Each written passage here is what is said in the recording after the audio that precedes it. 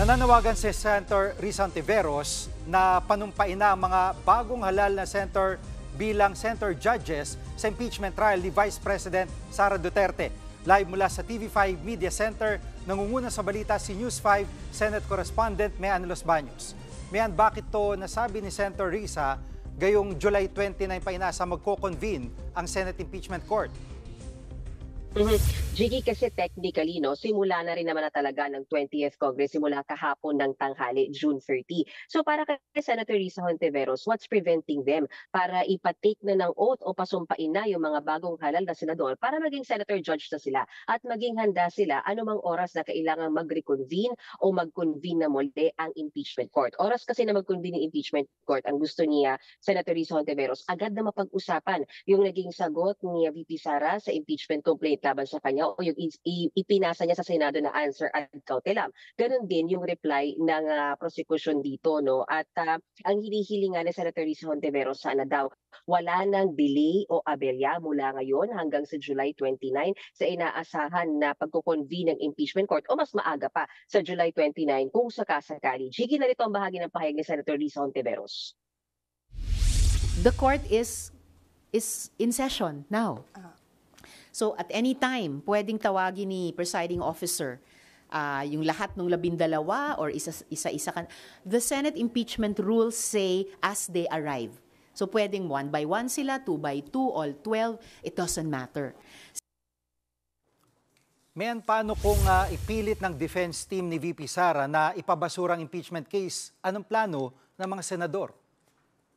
Alam mo, Jiggy, ine-expect ng ilang senators na yan talaga yung magiging strategy o unang gawi ng kampo ni VP Sara, na talagang i-invoke yung motion to dismiss. Pero nagkakaisa rin ng ilang sa mga senador na dapat pagulungin muna yung impeachment trial. Ilatag lahat ng ebidensya bago daw sila mapunta sa botohan kung mauuwi man yan sa botohan. Dahil naniniwala si Senator Win Gatchalian, kung yan yung magiging strategy ng depensa na i-invoke yung motion to dismiss, baka mauwi raw talaga sila sa botohan. At katulad din yan, sabi rin ni Senator Erwin Tulfo, dapat gumulong muna yung trial, ilatag lahat ng argumento ng prosekusyon at depensa at para malaman nila kung may saysay ba ito, kung mayroon bang napapatunayan, kung nadidiin ba si VP Sara. Dahil kung hindi, sabi ni Senator Erwin, pag makita niya in the process of presenting itong mga arguments at evidence, pieces of evidence, kapag nakita niya raw na ito ay walang laman, siya mismo magsasabi na ibasura na itong impeachment complaint na ito. Narito ang bahagi ng pahayag ni Senator Erwin Tulfo at Senator Win Gatchalian. Pakinggan natin, Jiggy. I would like to see that there's a trial. After a few days, wala naman laman, then I will say, kahit nasa majority ako, I will say, teka muna guys, wait.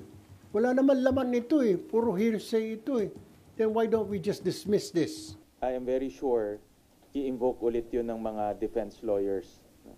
At possible yan na magkaroon ng botohan. Possible yan. Kasi i-invoke nila yan So kung merong tumutol or merong sumang-ayon among the senator judges, possible yan.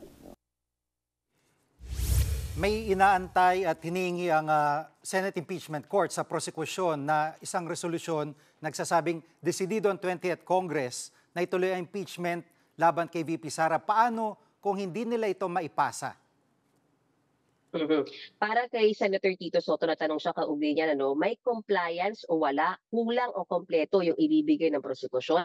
Dapat nang mag-convene ng impeachment court sa July 29 at pag-usapan yan. Dapat daw a day after nung pagbubukas ng 20th Congress sa July 28 sa umaga yan mangyayari dahil sa hapon yung SONA. Dapat kinabukasan mag-convene or reconvene ng impeachment court, agad nang pag-usapan yung articles of impeachment at wala na dapat delay na mangyari. Narito ang bahagi ng pahayag ni Senator Tito Soto. Hindi pa pwedeng i-dribble yun. Hindi pa pwedeng ibabaliwalain yun. Hindi pwede because it's what the Constitution says. We have to follow the Constitution. Jiggy, na unang sinabi ni Senate President Jesus Cordero na kung sakasakali lang naman hindi talaga mabigay yung kumpletong compliance na yan at hindi maipasa yung resolusyon or kulang yung compliance ng prosecution, pwede pa rin mag-convene ng impeachment court. Lalo na kung may mag-move from senator judge at i-request sila mag-convene ng impeachment court sa kanila pag-usapan ano yung next move nila sa impeachment trial from July 29 onwards. Balik sa iyo, Jiggy. Yan pong ulat ni Mayan Los Baños live mula sa TV5 Media Center. Mga kapatid, Jiggy Manikad po, pagdating sa mahalagang balita sa loob at labas ng bansa, dapat una sa lahat, mag-follow at mag-subscribe na sa social media pages ng News 5.